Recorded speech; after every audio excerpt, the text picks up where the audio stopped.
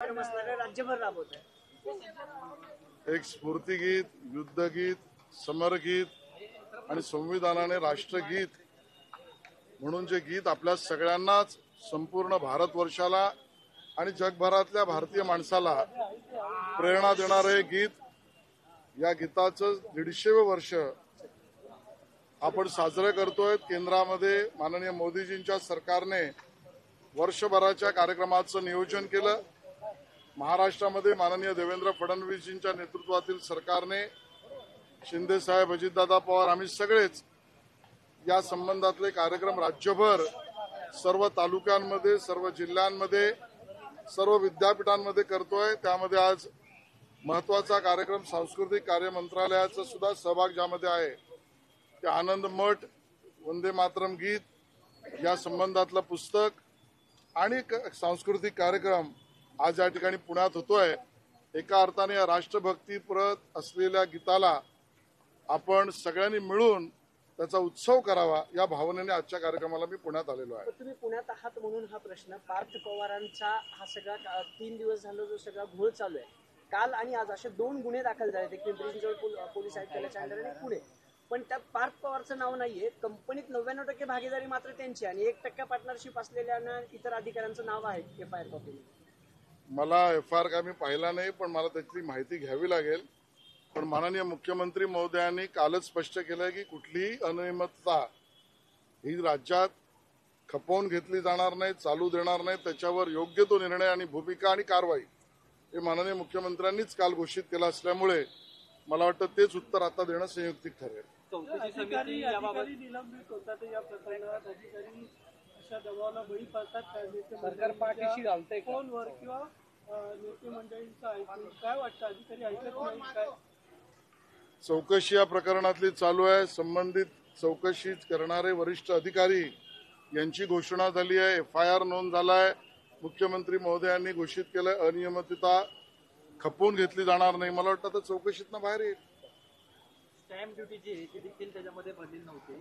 उद्योग विभागाकडून एक पत्र देण्यात आलेलं होतं की स्टॅम्प ड्युटी माफ करावी, साधारणतः 60% भरणं अपेक्षित होतं, 5% माफ झाली, तरी 2% भरायला हवी होती। याबाबत देखील अनियमितता पाहायला मिळते।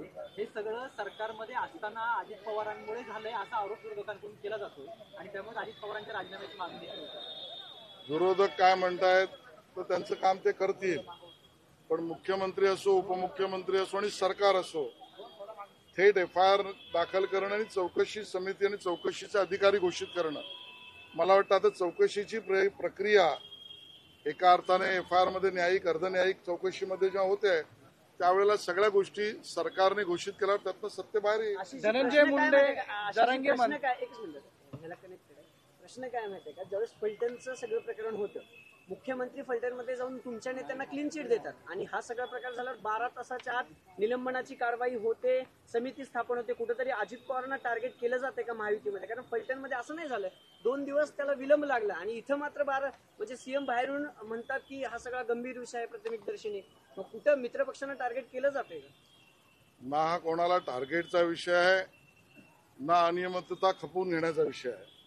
माननीय मुख्यमंत्री, उपमुख्यमंत्री आणि आमचं सरकार या विषयावर अगदी स्पष्ट भूमिका मांडते, ते स्पष्ट आहे। याची चौकशी झाली पाहिजे, या चौकशीची समिती नेमली, अधिकारी नेमला, FIR दाखल केला, सगळ्या गोष्टी आता हळूहळू येतील। जरांगे पाटील म्हणतात की धनंजय मुंडेंनी त्यांना मारण्याचा कट केलाय आणि या संदर्भात असं काही झालंय असं तुम्हाला वाटतं का? आणि खरंच धनंजय मुंडे कट करतील का?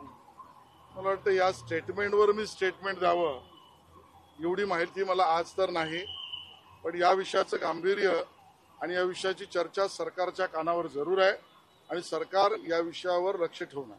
असं काही सुरू आहे का? 4 महिने आधीपासून मला याची कुंकून लागली कोण म्हणाले? दादा म्हणाले की 4 महिन्यापासून मला